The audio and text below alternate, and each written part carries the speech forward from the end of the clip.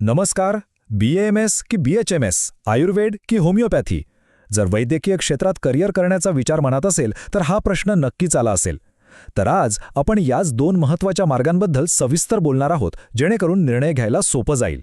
अनेकदा असं होतं की आपल्याला आधुनिक विज्ञानाची कास धरायची असते, पण त्याचवेळी आपल्या पारंपरिक उपचार पद्धतींबद्दलही खूप ओढ असते. मग अशा वेळी काय करायचं? जर असाच काहीसा विचार मनात येत असेल तर मग हा आढावा नक्कीच उपयोगी पडेल. बरं, सगळ्यात आधी या दोन्हींमधला मूळ फरक समजून घेऊया, कारण तोच खरा कळीचा मुद्दा आहे. बघा, आयुर्वेद म्हणजे BMS हे संपूर्ण आरोग्यावर लक्ष केंद्रित करतं. म्हणजे काय? तर शरीराचं नैसर्गिक संतुलन राखणं, नैसर्गिक उपायांनी आजार दूर करणं. याउलट होमिओपॅथी म्हणजे BHMS एका वेगळ्याच तत्वावर चालते. समः समम शमयती किंवा लाईक क्युअर्स लाईक. याचा सोपा अर्थ असा की जे तत्व एखादा आजार निर्माण करू शकतं ना, तेच तत्व अगदी सूक्ष्म प्रमाणात दिलं तर तो आजार बराही करू शकतो. इंटरेस्टिंग आहे ना? चला तर मग पाहूया आज आपण नक्की काय काय जाणून घेणार आहोत. सगळ्यात आधी योग्य मार्ग कसा निवडायचा, मग प्रवेश प्रक्रिया, अभ्यासक्रम, करिअरच्या संधी आणि हो, सगळ्यात महत्त्वाचं म्हणजे पगार, समाजातला मान आणि नियम काय आहेत. चला तर मग आपल्या पहिल्या टप्प्यापासून सुरुवात करूया. आयुर्वेद आणि होमिओपॅथी यांचं मूळ स्वरूप काय आहे आणि आपल्या देशाच्या आरोग्य सेवेत त्यांचं महत्त्व किती आहे हे समजून घेऊ. एक गोष्ट इथे लक्षात ठेवणं खूप महत्त्वाचं आहे. BAMS आणि BHMS या दोन्ही पदव्या आयुष प्रणालीचा भाग आहेत. आयुष म्हणजे काय? तर आयुर्वेद, योग, युनानी, सिद्ध आणि होमिओपॅथी ही एक सरकारमान्य व्यवस्था आहे. म्हणजे या केवळ काही पारंपरिक उपचार पद्धती नाहीत, तर आपल्या देशाच्या राष्ट्रीय आरोग्य व्यवस्थेचा एक अधिकृत आणि अविभाज्य भाग आहेत. बरं, या क्षेत्राचं महत्त्व तर कळालं, पण मग या प्रवासाची सुरुवात कशी करायची? म्हणजे ॲडमिशन कशी मिळवायची? चला ते पाहूया. इथे एक चांगली गोष्ट अशी आहे की वेगवेगळ्या परीक्षांच्या जंजाळात अडकावं लागत नाही. BMS असो किंवा BHMS, दोन्हीसाठी प्रवेशद्वार एकच आहे आणि ते म्हणजे नीट. हो, national eligibility cum entrance test. त्यामुळे ज्यांना या क्षेत्रात यायचं आहे त्यांनी आपलं सगळं लक्ष फक्त आणि फक्त नीटच्या तयारीवर केंद्रित करायला हवं. आणि ही प्रक्रिया अगदी सरळ सोपी आहे. बघा, फक्त 3 स्टेप्स आहेत. पहिली स्टेप, नीटची तयारी करा आणि ती पास व्हा. दुसरी स्टेप, आयुष काउन्सिलिंगसाठी रजिस्टर करा. आणि तिसरी, शेवटची स्टेप, तुमच्या रँकनुसार कॉलेजमध्ये ॲडमिशन मिळून जाईल. झालं, एकदम सोपं आहे ना? ठीक आहे, ॲडमिशन तर मिळाली, पण त्यानंतर काय? कॉलेजमधली ती 5.5 वर्ष नेमकी कशी असतात? काय शिकवलं जातं? चला, आता या पदवी अभ्यासक्रमाच्या आत डोकावून पाहूया. ही माहिती खूपच इंटरेस्टिंग आहे. इथे बघा, दोन्ही अभ्यासक्रमांची रचना जवळजवळ सारखीच आहे. BAMS आणि BHMS दोन्हीही 5.5 वर्षांचे आहेत.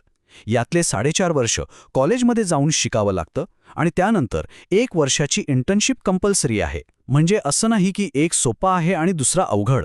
दोन्हीसाठी सारखीच मेहनत आणि तेवढाच वेळ द्यावा लागतो. BMS पदवी घेतल्यानंतर तर संधींचे अनेक दरवाजे उघडतात. तुम्हाला स्पेशलायझेशन करता येतं. म्हणजे बघा, इंटरनल मेडिसिन, ज्याला काय चिकित्सा म्हणतात, त्यात जाता येतं. शल्यतंत्र म्हणजे सर्जरीमध्येही स्पेशलायझेशन करता येतं. पंचकर्म, स्त्रीरोग, बालरोग असे अनेक पर्याय आहेत ज्यात कौशल्य वाढवता येतं. आणि हीच गोष्ट BHMSला सुद्धा लागू होते. इथेही स्पेशलायझेशनसाठी उत्तम संधी आहेत. मटेरिया मेडिका म्हणजे औषधांचा सखोल अभ्यास, ऑर्गॅनॉन ऑफ मेडिसिन म्हणजे होमिओपॅथीची तत्त्व, किंवा मग बालरोग, मानसोपचार यांसारख्या विषयात MD करून ज्ञानात आणखी भर घालता येते. बरं, इतका सगळा अभ्यास केला, स्पेशलायझेशन केलं, आता पुढे काय? करिअरचं काय? चला तर शिक्षण पूर्ण झाल्यावर कोणत्या कोणत्या संधी वाट पाहत आहेत याचा आढावा घेऊया.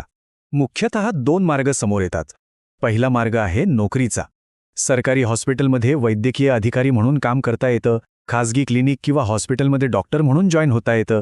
शिकवण्याची आवड असेल तर प्रोफेसर किंवा लेक्चरर बनता येतं. किंवा मग रिसर्चमध्ये जाऊन शास्त्रज्ञ किंवा मोठ्या कंपन्यांमध्ये वैद्यकीय सल्लागार म्हणूनही काम करता येतं. संधी भरपूर आहेत. आणि दुसरा मार्ग तर आणखीनच रोमांचक आहे, तो म्हणजे स्वतःचा व्यवसाय सुरू करण्याचा. स्वतःचं क्लिनिक उघडता येतं, एखादं वेलनेस सेंटर किंवा स्पा सुरू करता येतं, अगदी स्वतःची फार्मसी किंवा आयुष उत्पादनं बनवण्याचा व्यवसायही सुरू करता येतो. म्हणजे नोकरी करण्याऐवजी नोकरी देणारे बनता येतं. ओके, करिअरच्या संधी तर कळाल्या, पण आता जरा प्रॅक्टिकल गोष्टींबद्दल बोलूया. म्हणजे पैसा, पगार किती मिळतो, समाजात आपलं स्थान काय असतं आणि सगळ्यात महत्त्वाचं, एक यशस्वी आणि चांगला डॉक्टर होण्यासाठी कोणते नियम पाळावे लागतात. चला हे सगळं जाणून घेऊ.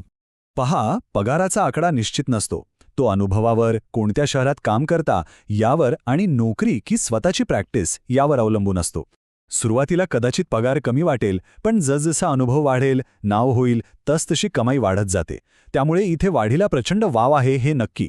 आणि हे करिअर फक्त पैसे कमावण्यापुरता नाहीये, याचा देशाच्या विकासातही खूप मोठा वाटा आहे. दुर्गम भागांपर्यंत आरोग्यसेवा पोचवता येते, लोकांना आजारी पडण्यापासून वाचवण्यासाठी मदत करता येते, आपल्या पारंपरिक वैद्यकीय ज्ञानाचा वारसा जपून ठेवता येतो आणि तो पुढे घेऊन जाता येतो. म्हणजे ही केवळ एक नोकरी नाही, तर एक प्रकारची देशसेवाच आहे. मग यशस्वी करिअरची गुरुकिल्ली काय आहे? काय केलं पाहिजे? तर सगळ्यात महत्त्वाचं, प्रॅक्टिस नैतिक असली पाहिजे. आपलं ज्ञान सतत अपडेट करत राहिलं पाहिजे. रुग्णांचा विश्वास जिंकणं खूप गरजेचं आहे. इतर वैद्यकीय व्यावसायिकांशी चांगले संबंध ठेवा आणि शक्य असेल तर एखाद्या विषयात स्पेशलायझेशन नक्की करा. ही यशस्वी होण्याची सूत्र आहेत. आणि जसं काय करावं हे महत्त्वाचं आहे, तसंच काय करू नये हे समजून घेणंही तितकंच गरजेचं आहे. कधीही उपचारांबद्दल खोटे किंवा न तपासलेले दावे करू नका. आपल्या अधिकृत क्षेत्राच्या बाहेर जाऊन प्रॅक्टिस करू नका. क्लिनिक चालवताना बिझनेस मॅनेजमेंट स्किल्सकडे दुर्लक्ष करू नका. आणि इतर वैद्यकीय समुदायापासून स्वतःला तोडून ठेवू नका. या चुका टाळल्या तर यशाचा मार्ग आणखी सोपा होतो. तर आता BAMS आणि BHMS या दोन्ही मार्गांचा संपूर्ण नकाशा आपल्यासमोर आहे. दोन्ही मार्ग प्रतिष्ठित आहेत, समाधान देणारे आहेत आणि देशासाठी महत्त्वाचे आहेत. पण या दोन मार्गांपैकी कोणता मार्ग निवडायचा हा निर्णय पूर्णपणे वैयक्तिक आहे. आवड कशात आहे, ध्येय काय आहे यावर विचार करूनच योग्य तो मार्ग निवडायला हवा.